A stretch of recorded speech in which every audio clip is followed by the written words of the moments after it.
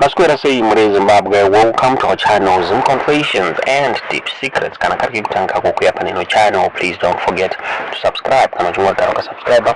Don't forget to comment and share this video. Councillors who felt for one reason or the other certain changes ought not to be done. We welcome the vitality and the energy of debates of council, and people are free to contribute. When they are heated debates, then you know that people are not conniving to sink the council, but they are actually trying to work for the betterment of council within the bounds of the law. So there is no provision.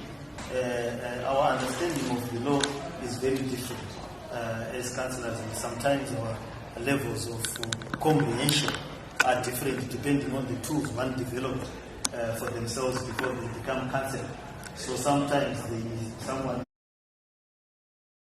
misreads the law, or sometimes clearly fails to understand the law completely and raises their hands to mouth things that are either legally untenable or unviable. So one tried to put motions in a special council. That motion is not viable.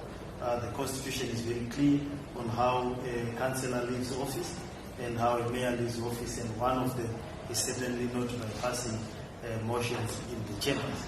So we corrected the councillor, and if you look at the videos, the councillor then merrily continued to contribute, acknowledging his legitimate worship in those words.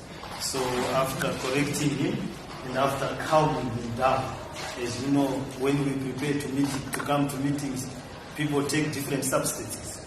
So certain substances then confuse the person, and it takes time for the substances to subside. Once they did so, we were able to hold the meeting properly.